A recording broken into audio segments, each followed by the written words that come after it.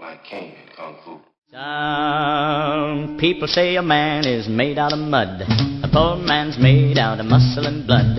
Muscle and blood and skin and bones. A mind that's weak and a back that's strong. Hi guys, Frankenstein here with another alcohol-sponsored video. Those of you who are unfamiliar with alcohol-sponsored videos, that doesn't mean anyone paid me money. It means that I drank a bunch before I made the video. In this case, I returned to my old standby, Jack Daniels. The subject for my video today is interrogation, and specifically I'm going to talk about interrogation tactics. Now, this is a huge can of worms, and I understand it's controversial, so I think I'm going to have to cover it over the course of several videos. I can't really fit in everything I have to say about this in one single video. Sorry about that. First thing I want to do is draw a distinction between interrogation and torture, because I think a lot of times people lump those two together, and the media and pop culture kind of distorts the issue. Let's look at the Geneva Convention against torture and what they define it as, what they define torture as. I'm paraphrasing a little here, but basically they say that anything that inflicts severe pain or suffering in order to obtain information or confession, or used as punishment or trying to intimidate or coerce someone into cooperating with you, that's called torture. That's a pretty expansive definition, and I'm not sure I agree with it 100%. To me, it's pretty simple.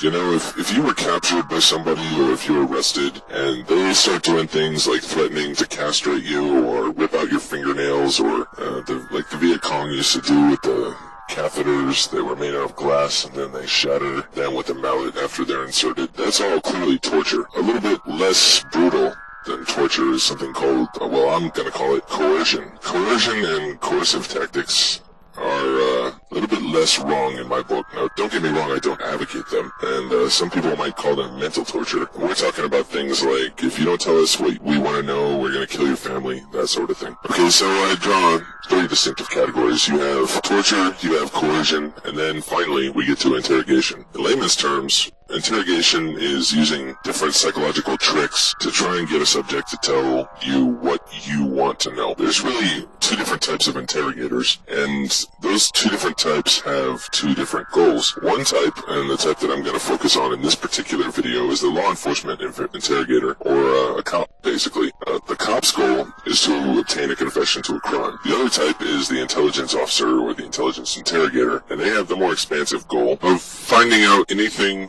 that might possibly be of interest. Okay, I want to distinguish between interrogation and what they call interviewing or debriefing. In an interrogation situation, that means the subject is uncooperative or does not want to reveal whatever the interrogator wants to know. On the other hand, in an interview or what the intelligence community calls a debriefing situation, that means that the subject is completely cooperative and willing to answer all questions. Obviously, in the case of an interview or a debriefing, depending on which terminology you prefer, that means that the only question of technique becomes how to adequately capture what someone is voluntarily telling you, which you can find out about that in all kinds of places. A little bit more complex, perhaps, is when the subject does not want to cooperate. In that case, in this video, I'm pretty much going to talk about what a cop will do. 9 times out of 10, police officers are trained in a single interrogation technique or method. It's called the Reed interrogation technique. You'll probably find some derivative of this methodology in any comprehensive criminal justice textbook at like a junior college or whatever, or represented in the curriculum of police academies around the world. It's very famous. The Reed interrogation technique is a 9-step process, and the cornerstone of this process is the provoked response. The thing is, it's basically pretty difficult to measure whether or not someone is lying. I'm going to get into that whole can of worms of detecting deception and how to lie to people and whatever in some later video eventually. But anyway, one thing that can dramatically simplify the process of figuring out whether someone is lying or not is to force that person into responding in particular ways or according to certain parameters.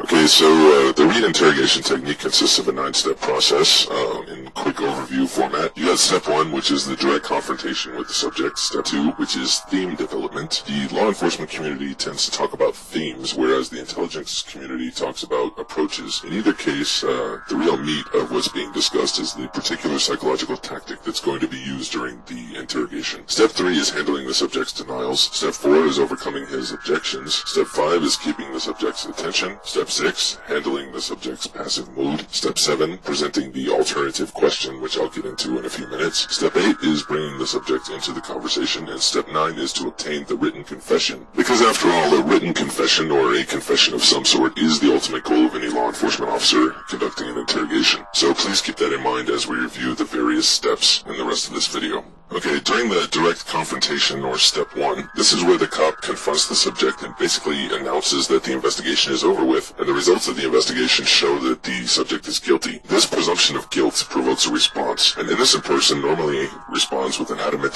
denial, such as, "No, I didn't do that." A guilty person, on the other hand, will normally say something like, "It does," or "Really?" During the direct confrontation, the interrogator will shift the focus from whether or not the subject committed a crime to the presumption that the subject is guilty, and then the focus becomes something like, "What we need to worry about now is how to straighten out this mess." Step 2 is theme development. Like I said, cops call the scenarios they portray during interrogation themes. Intelligence officers call them approaches. Either way, it's a psychological tactic being used during the interrogation. There are a variety of different cop themes. One favorite is to present two alternatives and guide you towards picking one. That's probably the most common tactic used. For instance, they might portray one sort of person that commits a crime as really horrible and the other as just doing the crime on a lark. Either way, if the subject confesses, it doesn't matter if they're habitual or not. For instance, let's say there are two types of marijuana users. The hardcore junkie who probably commits all sorts of terrible and unspeakable crimes to support his habit, and then on the other hand you have the relatively normal guy who probably just smoked a joint out of curiosity, peer pressure and whatnot. You can see that obviously one of those is a much more desirable alternative. I mean, who is really going to look a cop in the face and say, "Oh yeah, I'm a hardcore junkie and I mugged a bunch of people just the other day to get my dime bag of marijuana"? The thing is, the subject chooses one or the other of the alternatives. Either way, he's confessing to drug use. Anyway, this is Step 2. The actual choice is forced a little bit later on. Another favorite theme of cops is to blame the victim. Let's say that a cop is interrogating a suspect in a rape case. He might say something like, "That slut was just asking for it. I mean, I understand that you're a decent guy, but man, she was really flaunting herself in that outfit. Any red-blooded guy who wasn't a fag would have tapped that ass, you know what I'm saying? I know you're not really a pervert or a rapist or anything like that, but in this case, I mean, she just really provoked you, didn't she? I'm saying you just couldn't help yourself, you know? I don't know if I would have been able to hold back either if I was in your place there." With this theme, the interrogator is basically faking empathy in order to capitalize on the subject's desire to salvage his own self-esteem. There are many other themes, about as many other as there are types of crimes, but I think you get the idea. Okay, Step 3 is to handle the subject's denials. This is where the interrogator deflects the denials of any suspect by presuming guilt or pretending that the guilt itself is not the focus of the discussion. For instance, the cop is interrogating a thief, and the thief says something like, "But I didn't steal anything." Then the cop might answer with, "Our investigation already proves that you did steal diamonds, but I don't even care about that. The important thing is why you stole them. I mean, if you needed that money to feed your kids, well, that's a lot more understandable than if you needed it to buy some drugs, you know? In a legal context, why the subject needed the money doesn't really matter. Either way, the cop can get his conviction. Step 4 is overcoming objections. This is where the subject objects somehow, rationalizing by saying things like, "That's ridiculous, I don't even know how to steal diamonds." Now, the cop normally won't refute the objection outright, but instead, he'll accept it on a factual basis, but reinterpret the meaning to serve his own ends during the interrogation. For instance, the cop might say something like, "I'm glad you brought that up, because our investigation clearly shows that you are not a very good thief. You made so many amateur mistakes, I just couldn't begin to tell you." But really, that's a good thing, because it establishes that this was just a lark for you. I mean, it'd be a hell of a lot worse if you were some kind of professional or career criminal. This is guiding the subject towards the alternative question, which will be introduced later. Step 5 is nothing more than keeping the subject's attention. This is pretty simple. During an interrogation, the subject's mind might begin to wander, or he might begin to gravitate towards being catatonic. The cop will say various things to keep him involved in the conversation. Usually this takes the form of a question that pretty much demands a response.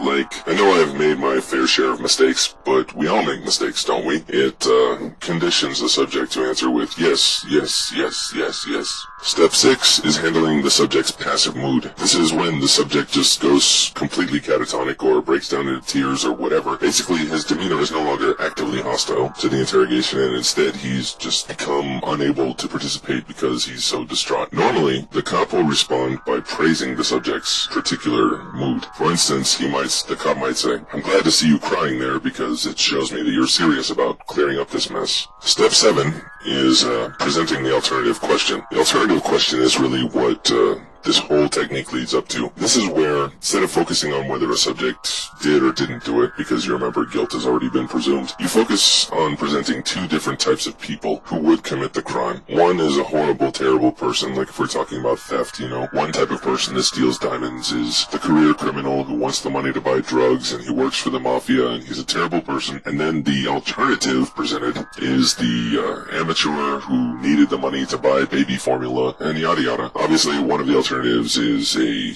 good person, and one of the alternatives is a bad person. So the subject is guided towards choosing the alternative of being the good person, but in either case, he's making a confession to a crime. Step 8 consists of bringing the subject into a conversation. This is pretty much once the acknowledgement of the crime has been made. In step 7, the interrogator just asks about different details in order to keep the subject talking about it. Step 9, and what the technique is leading up to, is obtaining a written confession. Cops, at least in the United States and other Western countries, generally prefer written confessions written in the subject's own handwriting because it's a little bit more ironclad than the investigator's testimony that the subject confessed to a crime, or even a recording which could be denied. Anyway, so that's an overview of law enforcement interrogation.